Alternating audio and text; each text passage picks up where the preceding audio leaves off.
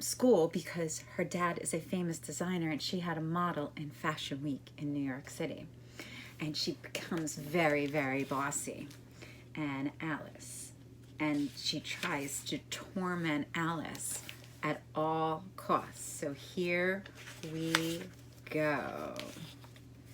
Let me see, where do we leave off? During learning sessions, Jessica would tilt her head adorably and say, "I'm sorry, what was that?" Whenever Alice gave an answer or read out loud, "Can you speak up and stop mumbling, please? I really want to hear what you have to say." Oh, within a week of arrival, Jessica had assembled her clique, 2 8th-grade girls, Kara and Christy, and 3 of the long basketball shorts-wearing boys, a clump that Alice thought was only as of Steve's, because that's what it seems like their name was, only Steve. Kara was a tall girl with long legs and fine feathers whose parents were actors in Los Angeles. Christy was plain and quiet to the point of invisibility. Tally's theory, which Alice had overheard her explain to Raya, was that the glamorous Jessica and Kara kept Christy around because she made them feel pretty and because she paid for everything with the generous allowance that her parents had sent her. Alice supposed she should be grateful that Jessica was hardly ever in their cabin unless she was monopolizing the shower or changing her clothes. All 3 girls had learned not to try to get near the bunk's single mirror when Jessica was using it, or to complain about her various hairstyling products that took up all 4 of the electrical outlets in the cabin. "Silence, ladies," Jessica would say. Somehow the word silence sounded worse than shut up, and ladies sounded worse than losers. Jessica's disdain could have been the thing that brought the girls together, united against the common enemy, but Jessica cleverly made sure that that didn't happen. "I don't think fencing is a weird hobby at all," she said on her second day at school with her hand on Raya's shoulder. "I know some people," she cut her eyes, "think it means you're a dangerous sociopath who wants to stab someone for real, but not all of us agree that that's what you want to do." Raya had snatched up her helmet and stalked away, and when Alice had tried to explain, Rhea interrupted her with a clip. "It's fine," she would say. "Just ignore her," Tally would say. Alice tried, but a week into Jessica's reign, just as Alice was getting used to the new reality, everything changed. "Alice," Jessica purred as she flounced into the cabin one day after lunch. Alice was so startled to hear her name coming out of her bunkmate's mouth that at first she assumed she misheard. It wasn't until Jessica tapped her shoulder, making an impatient face, and said, "Earth to Alice! Come on in, Alice! Earth to Alice!" that Alice realized that Jessica was, in fact, talking to her. "Do you want to borrow something?" Whatever Jessica wanted, Alice decided she would let her have. It would be easier than fighting her. Jessica laughed, shaking her head. No, I just was wondering if you wanted to sit with us tonight at, whatever we're calling it now, evening nutrition?" Alice felt like she was watching herself in a movie as Jessica leaned toward her, smelling like apricots from the body spray she used all the time. "And no thanks. I think Stephen likes you." Alice felt her body flush with pleasure, even as she wondered about the boy who'd never even spoken to her, even a boy like Stephen.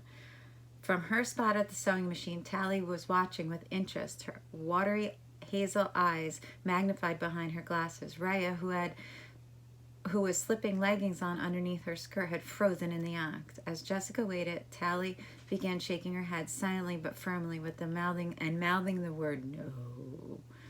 She's thinking maybe it's a setup. Alice felt a flare of annoyance. She sat near Tally and Raya most meals, but Raya usually just talked about fencing, and Tally spent most of her time cross-examining Kate about possible allergens in the food. Alice was sure they were just tolerating her, enduring her company because they knew Lori would fuss or maybe even arrange a lecture on a mindset of kindness if she saw a learner sitting alone, and there'd definitely never been a boy who wanted to join them. "Come on," Jessica said, and laughed her chiming laugh. "It's no big deal. He wants to get to know you." Of course, Alice was suspicious as to why the girl who had done nothing but ignore her and tease her suddenly wanted to be her friend. But Jessica was dazzling. There was no other word for it. It was almost as if she exerted her own gravity and Alice was powerless to resist it.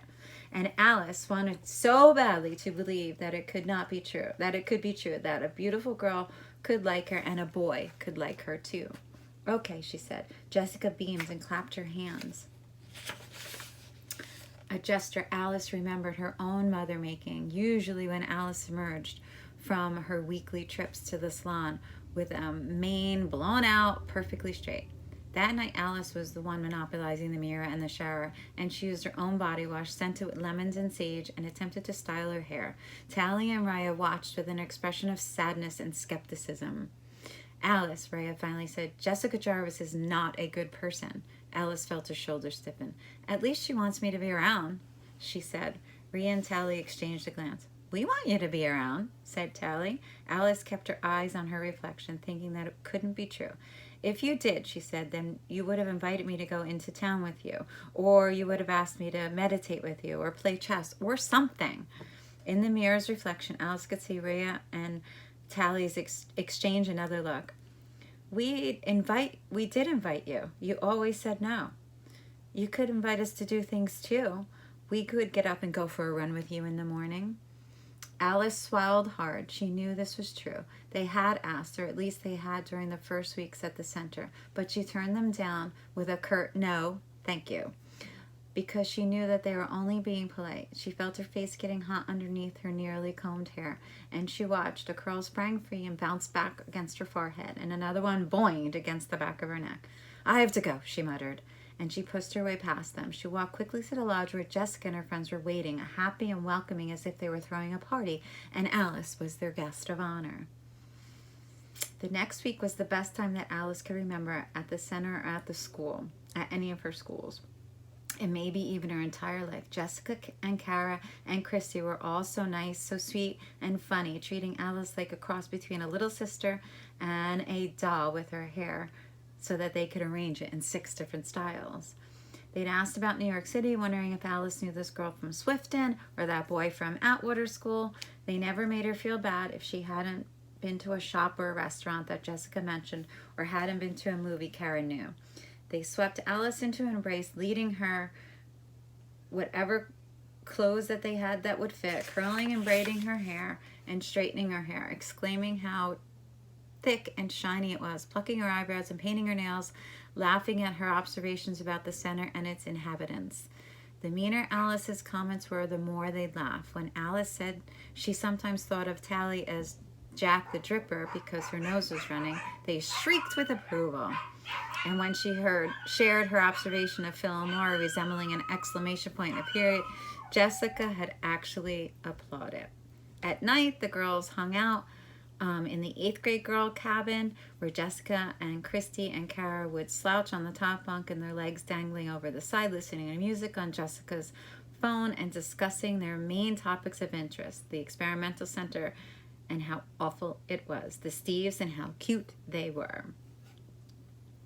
Jessica had been at the center for the entire 4-year existence and knew all the history. She remembered when Lori and Philip tried to ban makeup on the grounds and cosmetics represented the capitalism, the patriarchal of the world, and how Jessica and 2 other girls had now graduated had talked them out of it by arguing that the ban would curtail girls' creativity and self-expression. Jessica remembered the great gluten war of the previous year and the time Lori and Phil decided that keeping score during sports was hurtful to the young learner's self-esteem. So, of course, the center got kicked out of the league, Jessica said, which is why our teams just scrimmage one another. So, this goes on and on and on. Best of all, though, better than having friends to hang out with at meals and talk with during free time were their late-night adventures. When the rest of the center was asleep, the girls slipped out of the cabins and down to the lake to go night swimming. Even in the first weeks of October, the water was still warm and silky, and the darkness disguised Alice's body and her thighs and her belly and her enormous hands. Swimming under the water, skimming over the soft sand at the lake, with her hair actually looking pretty as it streamed out behind her, Alice could almost imagine Steve's eyes on her, especially because one of Steve's, the boys whose name was actually Steve, seemed to go out of his way to talk to her. At dinner, he'd sit next to her. When she made jokes, he'd smile. Even though they'd only exchanged 2 sentences, please pass the milk, or here you go. Alice imagined that she could see him more and more, and in the mornings when she went running, and then at night when she swam.